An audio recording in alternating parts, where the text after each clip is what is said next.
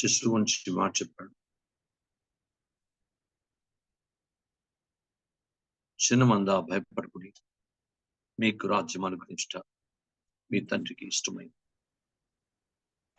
లూకా సువార్తలో 12వ అధ్యాయం 32వ వచనంలో ఈ విషయాన్ని చిన్నమంద లేఖనాలు భయపడకుడి, ఆ, చిన్నమంద భయపడకుడి, మీకు రాజ్యం అనుగ్రహించుట మీ తండ్రికి ఇష్టమై ఉన్నది. మీకు రాజ్యము అనుగ్రహించుట మీ తండ్రికి ఇష్టం.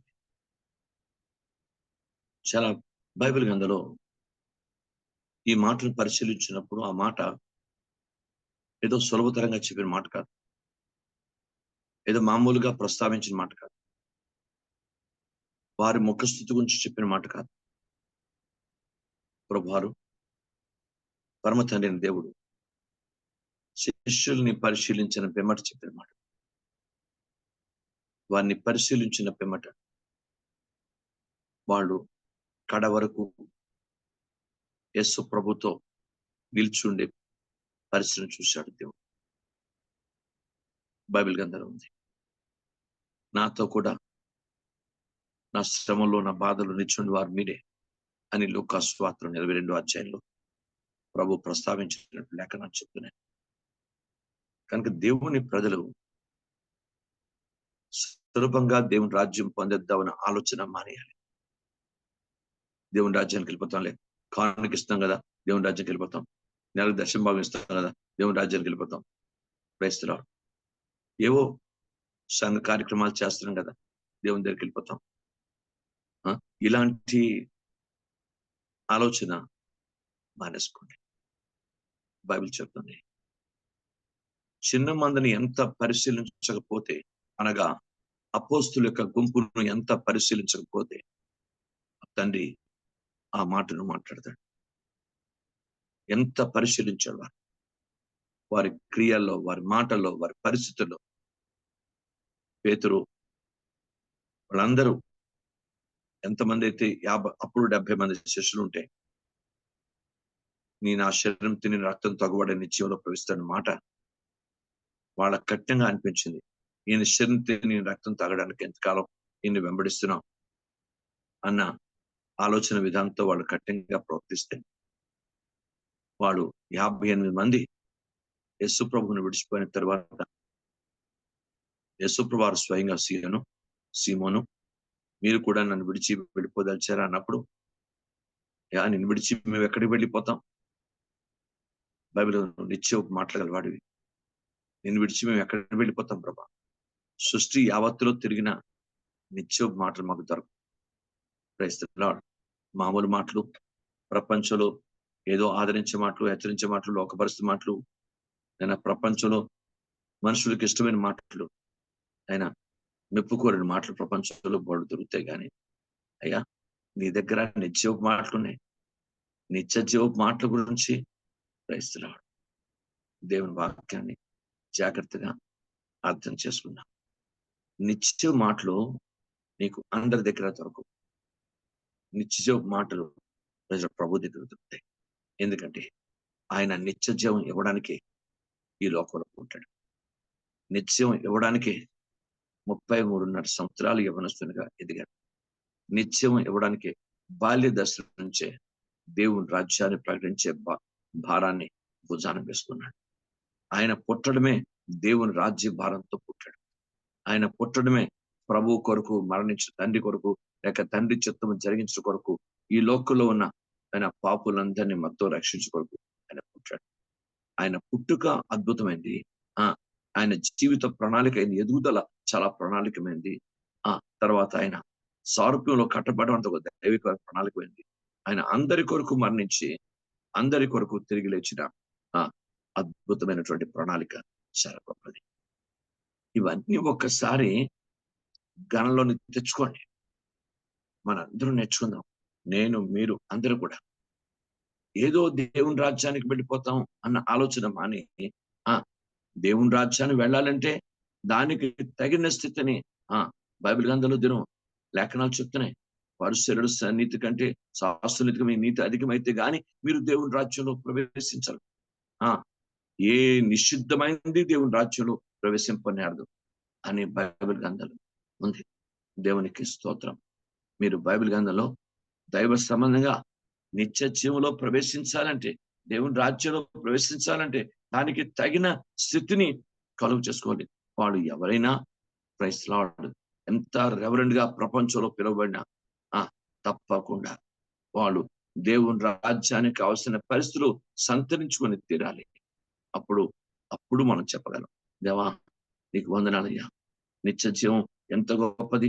అది సాధారణంగా చిన్నగా తప్పుగా ఆలోచనగా క్రైస్తవులు కూడా ప్రార్థనా జీవితం నిర్లక్ష్యం, ఆత్మ జీవితం నిర్లక్ష్యత్వం, వాక్యం చదవంలో, ప్రార్థన చేయడంలో, లేక తండ్రి సన్నిధికి దేవుని సన్నిధికి రావడంలో చాలా మందికి నిర్లక్ష్యమైనటువంటి పరిస్థితి. అందరూ దేవుని పాదాల దగ్గర జ్ఞాపకం చేసుకోండి.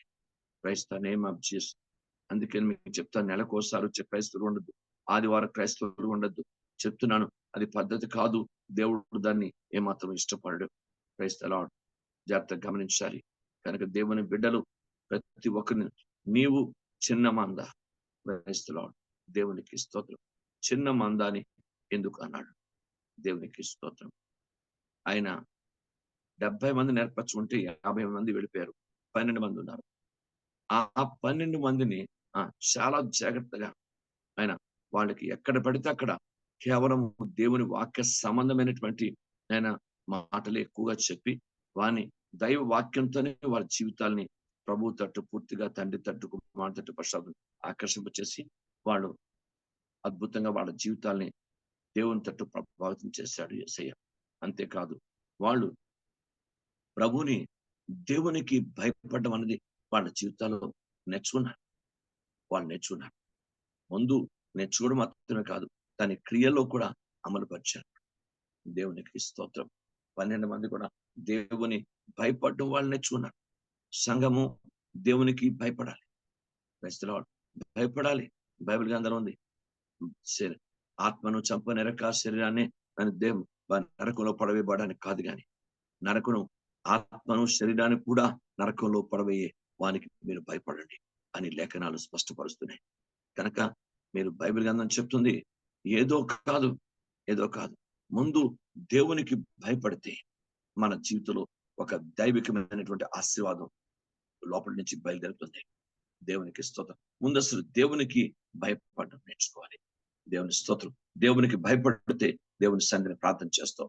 దేవునికి భయపడితే వాక్యం చదువుతావు. దేవునికి భయపడితే ఆరాధన చేస్తావు. దేవునికి భయపడితే పాపం నుంచి దూరంగా పారిపోతావు. దేవునికి భయపడితే దైవ చిత్తాన్ని హత్తుకొని ఉంటావు. దేవునికి భయపడితే రూతును హత్తుకున్నట్టే దేవుని యొక్క వాక్యాన్ని హత్తుకొని మనం ఉంటాం. దేవుని ఆత్మను హత్తుకొని ఉంటాం.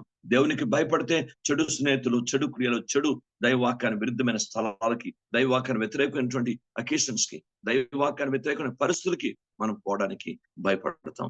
ఇవన్నీ కూడా శిష్యుల్ని ఆయన గమనించిన పిమ్మట 3.5 సంవత్సరాల్లో, 33.5 సంవత్సరాల్లో, ఆయన 3.5 సంవత్సరాల పరిచర్లో, ఆయన పరిచర్య ప్రారంభం దగ్గర నుంచి ఆయన 3.5 సంవత్సరాలు ఆయన శిష్యులతో ఆయన దైవిక వారిని పిలిచి ఏర్పరచుకొని ఆయన వారితో గడిపిన సంవత్సరాలు, ఇవన్నీ జ్ఞాపం, ప్రతి ఒక్కటి ప్రభువారు పరమ తండ్రి జ్ఞాపం చేసుకున్నాడు. ఎలా వాళ్ళ జీవితాలు ఏ రీతిలో ఉన్నాయో, ఎలా ఉన్నాయో ప్రతి ఒక్కటి గమనించాడు. ఆయనకి ప్రాధాన్యత ఇచ్చిన పరిస్థితి కూడా గమనించాడు. యేసుకి ఎంత ప్రాధాన్యత ఇస్తున్నాం? భార్యకి ఇచ్చే ప్రాధాన్యత, భర్తకి ఇచ్చే ప్రాధాన్యత, పిల్లలకి ఇచ్చే ప్రాధాన్యత, కుటుంబానికి ఇచ్చే ప్రాధాన్యత, ఈ సమాజానికి ఇచ్చే ప్రాధాన్యత, లోకానికి ఇచ్చే ప్రాధాన్యత, నీ వారికి ఇచ్చిన ప్రాధాన్యత, వీటన్నిటికీ దేవుడు చూస్తున్నాడు మనందరినీ. మనం ఎంతవరకు ఆయనకి మనందరి పేతురు వీరందరికంటే నాకు ఎక్కువగా ప్రేమిస్తున్నావా ప్రభు, అది నీకే తెలియదు. ఇవన్నీ పరిశీలిస్తున్నాడు పరమ తండ్రి, కుమారుడని యేసు, పరిశుద్ధాత్మ దేవుడు మనని పరిశీలిస్తున్నాడు సంగతి గుర్తెరగం. దేవుడు ఆయన అన్ని వీళ్ళని పరీక్షించిన పిమ్మట ఆ మాట సెలవిచ్చాడు దేవుడు. ప్రభువారు, చిన్నమంద భయపడకుడి. వారి దేవునికి దేనికి భయపడాలో భయపడాలి, దేనికి భయపడకూడదు. అది నేర్చుకున్నారు వాళ్ళు. ముందు అది సంఘానికి కావాలి, మానవ కోటికి ఇదే. మీరు ప్రసంగం చదివితే దేవుని అందరి భయభక్తులు కంటే మానవ కోటికి విధి అని రాస్తాడు ఆఖరి అధ్యాయంలో. కనుక ముందు అసలైన బేసిక్ లేదు మన దగ్గర. దేవునికి భయపడినటువంటి స్థితే లేదు. ఇలాంటి వారి బోర్డు చూసాం, మా తల వెంట్రుకలు ఎక్కువ చూసాం అన్న దైవవాక్యాన్ని వ్యతిరేకమైన ఆయన నిర్లక్ష్య స్వభావం. ముందు దేవునికి భయపడు. నీ మనసులో, నీ హృదయంలో, నీ అంతరంగంలో దేవునికి భయపడు. ఏదైనా పని చేసే ముందు, జీవితంలో క్రియ చేసే ముందు, మాట్లాడే ముందు, బతికే ముందు, జీవితం ముందు, నీ తల్లిదండ్రుల దగ్గర, కుటుంబం దగ్గర, సంఘం దగ్గర, సమాజం దగ్గర, ఎక్కడైనా ముందు దేవునికి భయపడు. అది లేకుండా నువ్వు ఎన్ని చేసినావు, వీళ్ళు దేనికి దాని చిన్నమంద భయపడద్దు. ఎంతకాలం మీరు చేసినటువంటి పరిస్థితి దేవుడు తండ్రి పక్క తోశాడు. నాతో మీరున్న 33.5 సంవత్సరాల యొక్క పరిచయంలో ఎంత దైవికంగా మీరు నాతో ఉన్న స్థితిని కూడా 3.5 సంవత్సరాల్లో కానీ ఎక్కడ కానీ ఆయన చేసిన ప్రతి స్థితిని కూడా మీరు నాతో ఉన్న కాలం అంతట్లో కూడా ఎక్కడ కూడా ఆయన మిమ్మల్ని పరిశీలిస్తూనే వస్తున్నాడు. అని అర్థం. భయపడద్దు. మీకు రాజ్యం అనుకున్న ఆయనకి ఇష్టమైంది.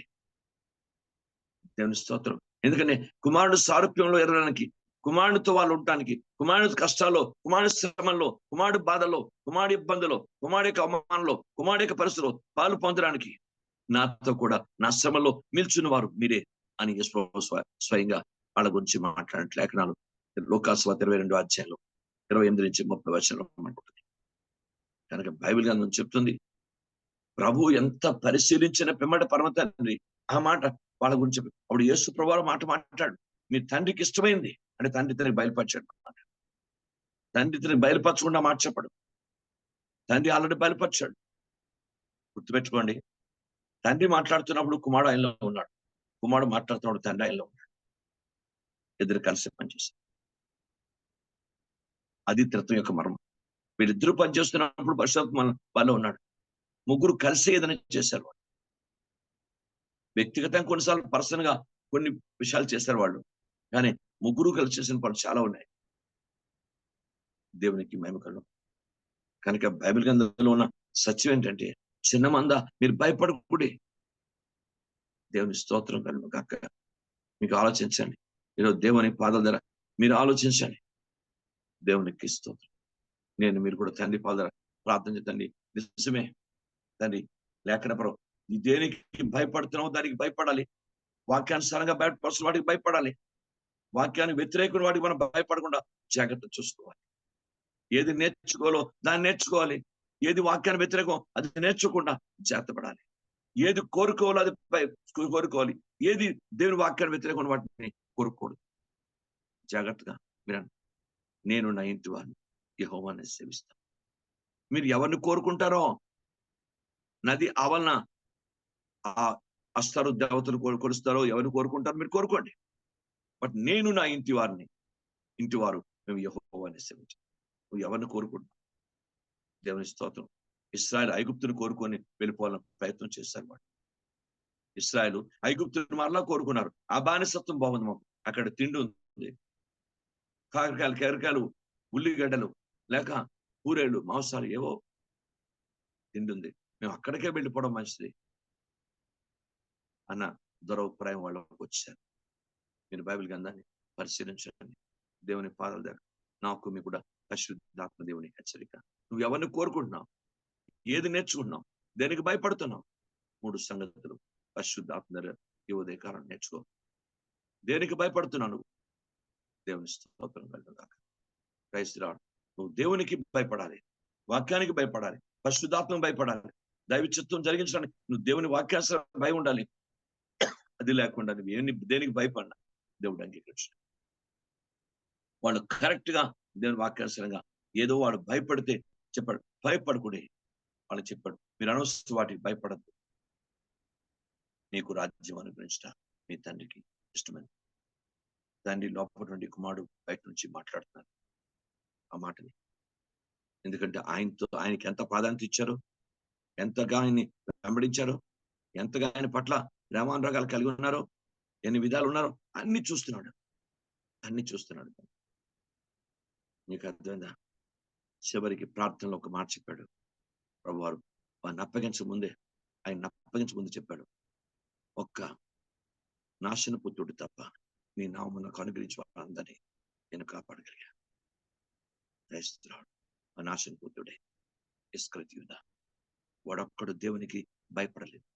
కనీసం 30 వెన్నాళ్ళ దగ్గర ఆ ప్రధాన యాజకుల దగ్గరికి వెళ్ళినప్పుడైనా, మాట్లాడుతున్నప్పుడైనా, వాళ్ళు ఇచ్చే వెన్నాలు తీసుకోవడానికైనా కనీసం అప్పగించే మనసు వచ్చినప్పుడు కూడా ఆయన భయపడలేదు. అయ్యో, నన్ను ప్రేమించి నాకు అపోస్తలుడు చోటు నేను ఆయన అప్పగించనండి అన్న ఆలోచన కూడా రాలేదు.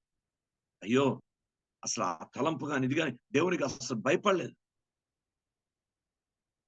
అందుకే వాడికి జీవితంలో మళ్ళీ దేవుని భయం రాలేదు. మీకు అర్థంగా చివరికి ప్రాణ భయం కూడా లేదు. ప్రాణాలు తెగించుకుని తీసుకున్నాడు.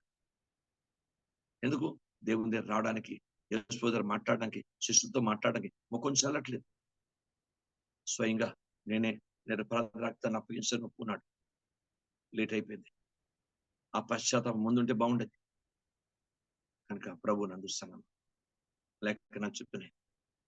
ద్వితీయోపదేశకాండలోని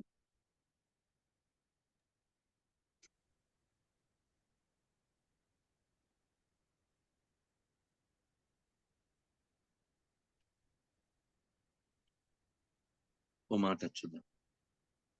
తండ్రి స్తోత్రం. 31వ అధ్యాయం 13వ వచనం చూద్దాం.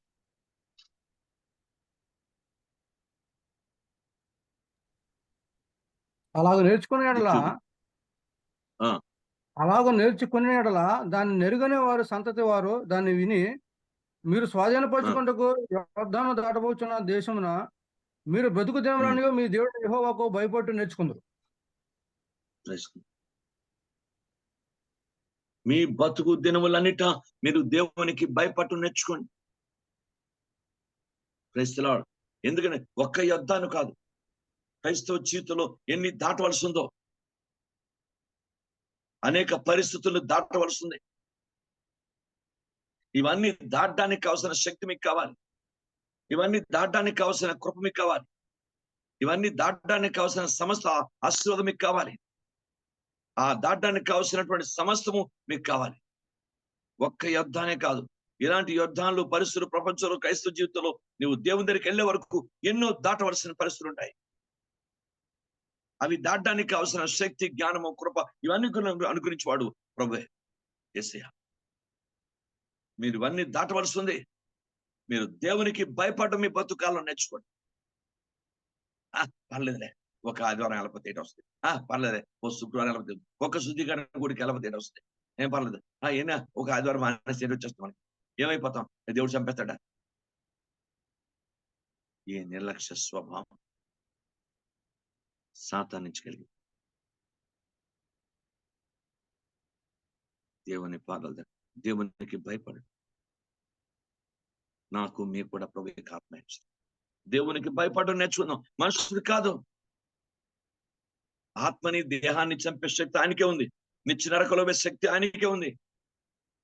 ఆయనకి భయపడాలంటున్నాడు దేవుడు. తన కుమారుడు సారూప్యం రావాలంటే దేవుని భయపడాలి. తన కుమారుడు సాంగత్యం కావాలి.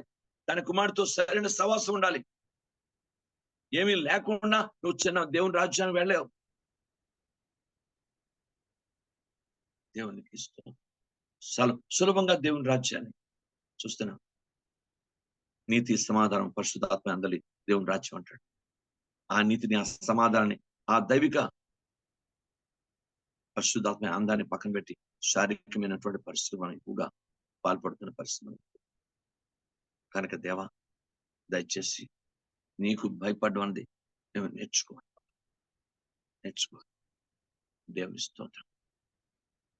ద్వితీయోపదేశకాండలోనే 30వ అధ్యాయం 20వ వచనం. మీ పితరులైన అబ్రహాము, ఇస్సాకు, యాకోబులకు ఆయన ప్రమాణము చేసిన దేశంలో మీరు నివసించినట్లు యెహోవాయే నీ ప్రాణమునకును నీ దీర్ఘాయుష్నకును మూలమై ఉన్నాడు. కాబట్టి నీవు నీ సంతానమును బ్రతుకుచు నీ ప్రాణమునకు మూలమైన నీ దేవుని యెహోవాను ప్రేమించి ఆయన వాక్యమును విని ఆయన హత్తుకున్నట్లను జీవమును కోరుకునుడి. ఈ ఒక్క వాక్యం మొత్తం బైబిల్ ఎంత ఉన్నతమైన దైవిక మర్మాన్ని పెట్టాడు. నీ ప్రాణానికి మూలం డబ్బు కాదు, ఆస్తులు అంతస్తులు కాదు, రక్త సంబంధుల కుటుంబాలు, ప్రపంచంలో వీళ్ళు కాదు. నీ ప్రాణానికి మూలం మన బంధువులు, స్నేహితులు కాదు మన ప్రాణానికి మూలం. ఉమ్. మన లోక సంబంధం స్నేహితులు కాదు, మన ఇరుగు పొరుగు వారు కాదు. గుర్తుపెట్టుకోండి, మన ప్రాణానికి మూలం ఆయన, జీసస్. మన ప్రాణానికి మూలం ఆయన. బైబిల్ గ్రంథాన్ని చూడండి, యెహోవాయే నీ ప్రాణమునకు నీ దీర్ఘాయుష్నకును మూలమై ఉన్నాడు.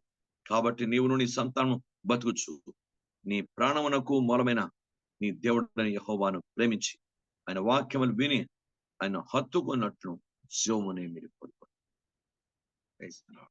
అందుకే జాషువా చెప్తాడు, మీరు ఏం కోరుకుంటారో తెలివి మీరు కోరుకోండి. బైబిల్ గ్రంథం దేవుని వాక్యం చెప్పింది, దేనికి భయపడాలో భయపడాలి, ఏది నేర్చుకోవాలి వాక్య ప్రకారం, ఏది కోరుకోవాలని కోరుకోవాలి. అది మన జీవితానికి 3 అంశాలు కూడా చాలా అద్భుతమైన విషయాలు. దేవునికి స్తోత్రం. కనుక అందుకే నిత్యవాన్ని కోరుకున్నటువంటి 12 మంది మిగిలిపోయారు. ఇగో మీరు నిత్యవాన్ని పక్కన పెట్టి అయినా మొత్తం 58 మంది వాళ్ళు వాక్యాన్ని అపార్థం చేసుకుని వెళ్ళిపోయారు. కడ వరకు నిత్యవాన్ని కోరుకున్న వాళ్ళు వీళ్ళే కనుక నాతో నా శ్రమలో పాలువారిని మీరే తండ్రి మీకు రాజ్యం అనుగ్రహించుట ఆయనకి ఇష్టమైంది. క్రైస్తలాడు కష్టంలో, సుఖంలో, సంతోషంలో, బాధలో అన్నిట్లో మీరు నా కుమారుడితో పాలు భాగస్తులై ఉన్నారు. ఈ రోజు దేవుని పాదల దగ్గర శ్రమ వచ్చిన నా కుమారుడు పక్కన పెట్టలేదు, నిందలు వచ్చిన నా కుమారుడు పక్కన పెట్టలేదు. వాక్యానుసారమైనటువంటి పరిస్థితులు ఉన్నప్పుడు ఎంతో మంది మిమ్మల్ని అవమానపరిచిన పరిస్థితి వచ్చిన మీరు వాక్యాన్ని పక్కన పెట్టలేదు. ఇవన్నీ చూశాడు ప్రభువారు పరమ తండ్రి. యేసయ్య చూస్తున్నాడు, చిన్న మంది భయపడద్దు, నీకు రాజ్యం అనుగ్రహించుట మీ తండ్రికి ఇష్టమైంది. ఎందుకంటే ఆయన పంపిన కుమారునికి ఎంతమంది లోబడ్డారు, ఎంతమంది ఇదే చూపించారు, ఎన్ని విధాల అతన్ని ఆయన చూసా అన్ని పరిశీలిస్తున్నాడు. దేవుని స్తోత్రం. క్రైస్తలాడు ఇప్పుడు ఆలోచించండి, తండ్రికి ఆయన పంపించిన కుమారునికి, తండ్రికి ఆయన పరిశుద్ధాత్మ అమల అమలో ఉన్న పరిశుద్ధాత్మ శక్తికి తగిన ప్రాధాన్యత మనం ఇవ్వకపోతే దేవుని రాజ్యానికి పెడతామని గ్యారంటీ ఏమిటి? కనుక సులభంగా దేవుని రాజ్యానికి వెళ్ళిపోతాం. ఎలా వెళ్ళిపోతాం? అందుకే మొదటి దశలోనిక 2వ అధ్యాయంలో మాట చెప్తాడు అని చెప్పి ముగిస్తాను. 11వ వచనం చూడండి. ఆఖరిగా మొదటి దశలోనిక 2:11. ఆ హేతువు చేతను మీరు దేవుని గూర్చిన వర్తమాన వాక్యము మా వలన అంగీకరించబడినప్పుడు మనుషుల వాక్యం అని ఎంచక అది నిజముగా ఉన్నట్లు దేవుని వాక్యం అని దాన్ని అంగీకరించారు గనుక మేమును మానక దేవుని కృతజ్ఞత చెల్లించున్నాము. ఆ వాక్యమే విశ్వాసులను మీలో కార్యసిద్ధి కలుగు చేయుచున్నది. 2:11 అండి. తన రాజ్యమునకును మహిమకును మిమ్మల్ని పిలుచున్న దేవునికి తగినట్టుగా మీరు నడుచుకోవాలని మేము మీలో ప్రతి వారిని హెచ్చరించుచు ధైర్యపరుచు సాక్ష్యం ఇచ్చుచు తండ్రి తన బిడ్డల ఎడల నడుచుకున్న రీతిగా మీలో ప్రతి వాని ఎడల మేము నడుచుకుంటామని మీకు తెలియను. అది కావాలి. తన రాజ్యమునకు తగినట్టుగా షహానియాన హో సహందరి మసీమ. నువ్వు ఎవరికో తగినట్టు కాదు, నీ హోదాకు తగినట్టు కాదు, నీ స్థితిలో తగినట్టు కాదు. కులస్తునిగా, మతస్థులుగా, లోకస్తులుగా ప్రపంచంలో ఉన్న దేన్ని పోలిన వారికి కాకూడదు. దేవునికి రాజ్యమునకు తగినట్టుగా దేవుడు అది చూస్తాడు. తండ్రి కుమార పశ్చాత్త చూస్తారు. దేవునికి రాజ్యమునకు తగినట్టుగా నేను మీరు ఉన్నాలేచ్చు గమనిస్తాడు. అది నాకు మీకు కావాలి. ఆ రాజ్యానికి తగినట్టు ఉంటేనే రాజ్యంలో ప్రవేశిస్తాం. రాజ్యానికి తగినట్టుగా లేకుండా నువ్వు రాజ్యంలో ప్రవేశిస్తావు. దేవుని స్తోత్రం. నన్ను మిమ్మల్ని కూడా పరిశుద్ధాత్మ తండ్రి హెచ్చరిస్తున్నాడు. అదే కాలం రాజ్యమును తగినట్టు ఉండు. ఆ నీతిని, ఆ దైవికమైనటువంటి సమాధానాన్ని, ఆ దైవికమైన జీవితాన్ని కొనసాగించబద్దులుగా ఉందా. ఆయన రాజ్యమునకు తగినట్టుగా ఉంది. ఆయన రాజ్యమునకు తగినట్టుగా తండ్రి తన బిడ్డలు ఎలా నడుచుకున్నాడో మేము మీ పట్ల ఎలా నడుచుకున్నాం మీరు చూసుకోండి అని చెప్పి పౌలు గారు రాస్తున్నాడు దశలోని సంఘానికి. కనుక ఆయన రాజ్యమునకు తగినట్టుగా ఉందా. నేనైనా మీరైనా అందరూ నేర్చుకుందాం. ప్రభా, చిన్న మంద భయపడకుడి, మీకు రాజ్యం అనుభవించడం మీ తండ్రికి ఇష్టమే. ఆ అపోస్తలులు ఎంత కష్టపడ్డారు, ఎంత ప్రయాసపడ్డారు, ఎంత వాళ్ళ జీవితాన్ని త్యాగం చేశారు. నేను మీరు కూడా. అందుకే మీరు సర్వలోకం వెళ్ళి సర్వజనులను నా శిష్యులు చెమ్మని చెప్పినట్టు లేఖనాలు రాయబడి. చిన్న సంగతి కాదు, చాలా లోతైనటువంటి ఆత్మీయ సంగతి. కనుక ఆయన రాజ్యమును తగినట్టుగా ఉందాం, ఆయన రాజ్యాన్ని కోరుకుందాం. ఆయన రాజ్యాన్ని కావాలంటే దేవుని అందరి భయభక్తులు నేర్చుకుందాం, ఆయన వాక్యసమైన జీవితాన్ని నేర్చుకుందాం, జీవాన్ని కోరుకుందాం, నిత్యత్వాన్ని కోరుకుందాం. క్రైస్తవాన్ని అలాంటి దైవికమైన స్థితి మన అందరి జీవితంలో దేవుడు అనుగ్రహించు కాక. ప్రార్థన చేద్దాం. చిన్న మంద భయపడి మీకు రాజ్యం అనుగ్రహించుట మీ తండ్రికి ఇష్టమే. బాబా, మీ రాజ్యం తగినట్టుగా మా జీవితాన్ని మార్చండి. క్రైస్తవుడు మేమేదో మాకు మేమే ఆత్మీయం కదా అన్న మేమే పొంగిపోతున్నాం. కానీ నీ రాజ్యమును తగినట్టుగా, నీ రాజ్యమును తగినట్టుగా మమ్మల్ని మార్చండి. అలా మమ్మల్ని కట్టండి. అలా మా జీవితాలు కృప చేయండి. ప్రార్థన చేసుకుందాం. కళ్ళు మూసుకోండి. ప్రభు ఆత్మ ద్వారా చిన్న ప్రార్థన ఒకరు చేయండి.